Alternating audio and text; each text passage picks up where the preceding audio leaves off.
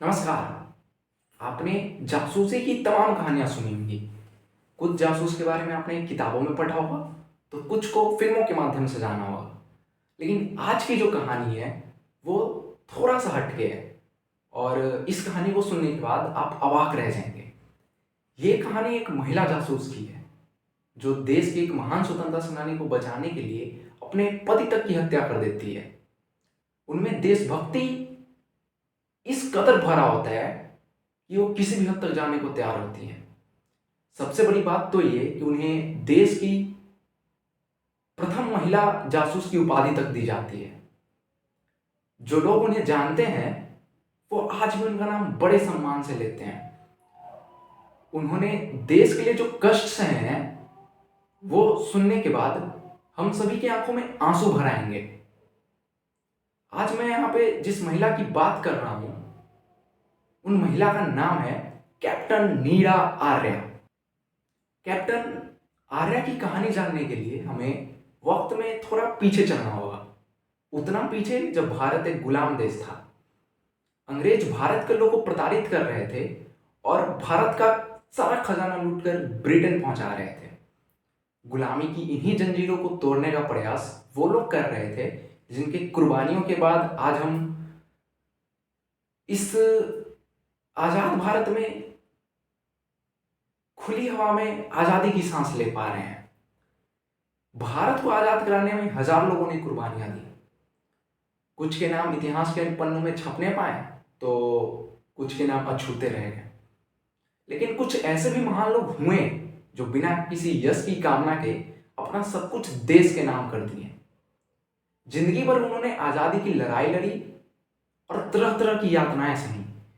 लेकिन जब भारत देश आजाद हुआ तो हमने उन सभी वीर योद्धाओं को भुला दिया। हमें सिर्फ इतना बताया गया, इतना पढ़ाया गया कि देश को आजादी चरखा चलाने से, अहिंसा के मार्ग पे चलने से, एक गाल पे चाटा खाने पर दूसरा गाल आगे बढ़ा देने से मिला है। हमें यह नहीं बताया गया कि इस देश को आजाद कराने में ऐसे भी वीर योद्धा हुए जो अपने जान की कुर्बानी तक दे दिए। न जाने उन्होंने किन किन तरह की यातनाएं सही, किन किन परिस्थितियों का सामना करना पड़ा। खैर, ऐसे एक दो नाम नहीं थे, ऐसे सैकड़ों नाम थे। उन्हीं नामों में से एक नाम आता है कैप्टन नीरा आर्या का। कैप्टन आर्या का जन्म उत्तर प्रदेश के बागपत के खेखरा ग्राम में एक व्यापारी सेठ छज्जूमल के घर 5 मार्च 1902 को होता है। सेठ छज्जूमल का मेन व्यापार कोलकाता में होता है, इसलिए नीरा के परिवार को खेखरा नगर से कोलकाता पलायन करना पड़ता है। नीरा का शिक्षा दीक्षा कोलकाता में ही होता है। वो वहां पे बंगाली, संस्कृत, अंग्रेजी सहित तमाम भाषाएं सीखती हैं। नीरा के पिता अंग्रेज से काफी प्रभावित थे, इसलिए वो नीरा की शादी एक अंग्रेज अफसर श्रीकांत जयरंजन दास से करा देते हैं, जो ब्रिटिश भारत में एक सीआईडी इंस्पेक्टर होते हैं। श्रीकांत और नीरा का विचार बिल्कुल भी मेल नहीं खाता है। एक तरफ जहां नीरा देश को आजाद कराने के लिए सोच रही होती हैं, वहीं दूसरी ओर नीरा के पति श्रीकांत ब्रिटिश सरकार के प्रति पक्के वफादार होते हैं। नीरा के अंदर आजाद देश को आजाद कराने की आग बढ़ती जाती है, इसलिए वो आजाद हिंद फौज के झांसी रेजिमेंट को ज्वाइन कर लेती है। नीरा अपने एक लेख में बताती है कि उस रेजिमेंट में उनकी एक साथी हुआ करती है, शश्वती राजमणि, जिनके साथ मिलकर नीरा कभी लड़कों का वेश धारण कर ब्रिटिश अफसरों के घर में काम किया करती हैं, तो कभी काम वाली के रूप में काम किया करती हैं, ताकि वहां से कुछ ऐसे बातों का पता लगाया जाए, ऐसे चीजें इकट्ठा करके नेताजी तक पहुंचाया जाए जिससे देश को आजाद करने में मदद मिल सके। इधर नीरा के पति श्रीकांत को अंग्रेजी हुकूमत के द्वारा ये जिम्मेदारी सौंपी जाती है कि वो सुभाष चंद्र बोस का जासूसी करें और मौका मिलते ही उनकी हत्या कर दें। एक दिन श्रीकांत नेताजी पर गोली चला देते हैं। भाग्य ये होता है कि वो गोली नेताजी को नहीं लगती, उनके ड्राइवर को लगता है और मौके पर ही उनकी मौत हो जाती है। नेताजी को बचाने के क्रम में नीरा अपने पति की पेट में चाकू घोंपकर हत्या कर देती है। हत्या के बाद नीता पर अपने पति की हत्या का केस चलाया जाता है और उन्हें आजीवन कारावास की सजा सुनाई जाती है। उन्हें अंडमान के जेल में काला पानी की सजा होती है। उन्हें एक छोटी सी काल कोठरी में रखा जाता है, पूरे शरीर को जंजीरों से बांध दिया जाता है और उन्हें बहुत ज़्यादा टॉर्चर किया जाता है, उन्हें बहुत सताया जाता है। एक दिन जेलर नीरा से सुभाष चंद्र बोस के बारे में पूछता है और कहता है कि सुभाष चंद्र बोस कहाँ हैं। इस पर नीरा कहती है कि उनका तो एक हवाई दुर्घटना में मृत्यु हो गई है और ये पूरा विश्व जानता है। जिस पर अंग्रेज कहता है कि तुम झूठ बोल रही हो और अगर तुम सच बता देती हो कि वो कहाँ छुपे हुए हैं तो हम तुम्हें जमानत पर रिहा कर देंगे, जेल से बाहर कर देंगे। अंग्रेज यहाँ पर नीरा को लालच देने की कोशिश करते हैं ताकि नीरा से सुभाष चंद्र बोस के बारे में जानकारी इकट्ठा किया जाए। लेकिन नीरा सच्ची देशभक्त होती है, वो निडर रहती है, वो बिना डरे बिना घबराए कुछ भी नहीं बोलती है, वो देश के साथ गद्दारी नहीं करती हैं।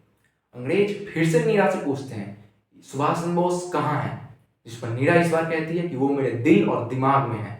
जिसके बाद अंग्रेज बौखला जाते हैं, नीरा से कहते हैं कि ठीक है, अगर सुभाष चंद्र बोस तुम्हारे दिल में है तो हम तुम्हारे दिल को चीर कर उन्हें निकाल कर देखेंगे।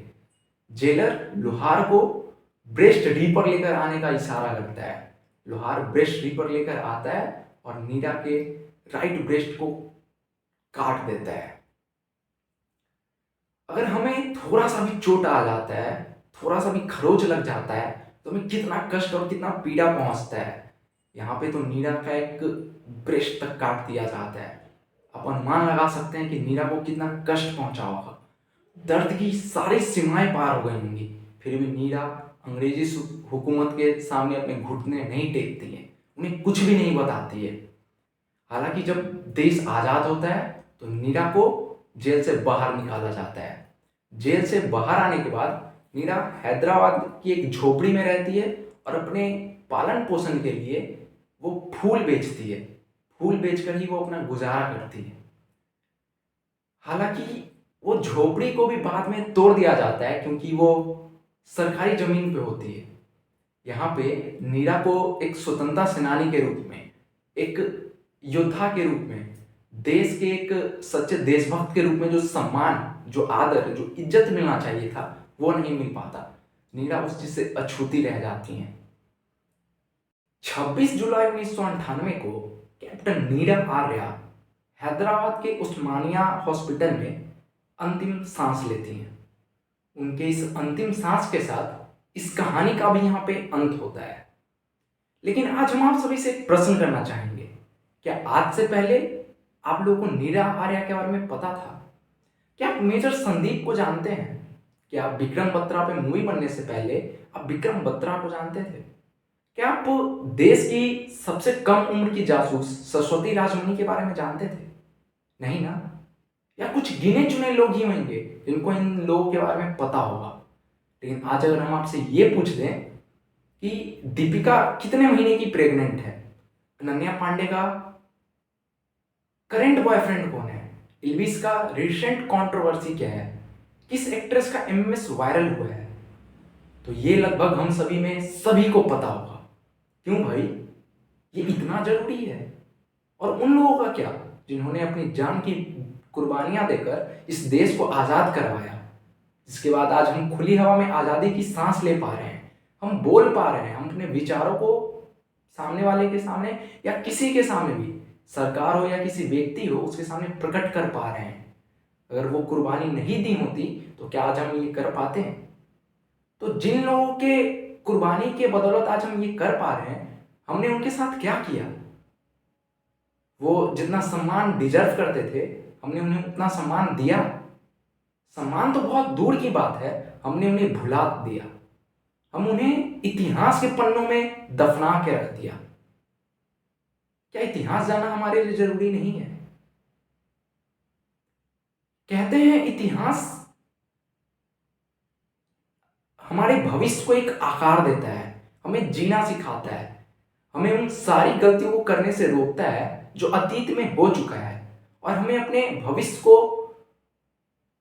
एक आकार देने में, एक उज्जवल भविष्य बनाने में मदद करता है। आप सभी समझ रहे हैं कि हम कहना क्या चाहते हैं। तो आप सभी से बस इतना ही कहेंगे कि आप इतिहास को पढ़िए, इतिहास को जानिए, इस बात को जानिए कि हमें हमारे देश को आज़ादी चरखे चलाने से नहीं मिली है। इस देश को आज़ाद कराने में बहुत सारे क्रांतिकारी अपने जान की आहुति तक दी है। इस देश के लिए हंसते हंसते कुर्बान हो गए, उनका कहीं आपको जिक्र तक नहीं मिलेगा। वो बाकी नेताओं की तरह या बाकी क्रांतिकारियों की तरह उतने लाइमलाइट में नहीं है, इतिहास के पन्नों में उनका उतना जिक्र नहीं मिलेगा, लेकिन उनकी कहानी, उनका योगदान काफी बड़ा है, काफी ज्यादा है। उन्होंने अपनी जान की बाजी लगाकर आपके लिए एक उज्जवल भारत की कल्पना की थी। तो उनके उज्जवल भारत की कल्पना, उनका जो भारत था, उन्होंने जिस तरीके का भारत सोचा था, उस भारत की बागडोर अब आपके हाथों में है। तो उस भारत को आप कैसा बनाना चाहते हैं, इस पे आप जरूर मंथन कीजिएगा। बाकी आपसे बस इतना ही कहना चाहेंगे कि नीरा आर्या अपने अंतिम के दिनों में एक पुस्तक लिखी थी, जिस पुस्तक का नाम है मेरा जीवन संघर्ष है। तो टाइम निकालकर आप सभी इस पुस्तक को जरूर पढ़ें और नीरा आर्या के अंदर जो भी अच्छाई था, जो भी उनके अच्छे गुण थे, उनको अपने जीवन में उतारने की कोशिश करें। ये इतिहास पढ़ना या किसी के अच्छे गुणों को अपने अंदर ढालने से हमें कोई नुकसान नहीं होगा, बल्कि हमें फायदा ही होगा। हमारे माइंड को एक ब्रॉड रूप मिलेगा, हमारा पर्सनालिटी डेवलप होगा। तो बस इतना ही कहेंगे कि आप अपने पर्सनालिटी को डेवलप कीजिए और अच्छी चीज़ों को सीखिए। बाकी इस वीडियो को यहाँ तक देखने के लिए बहुत बहुत धन्यवाद। हम आशा करते हैं कि ये वीडियो आपको पसंद आया हो। हम फिर मिलेंगे किसी नए वीडियो के साथ, तब तक के लिए इजाज़त चाहते हैं।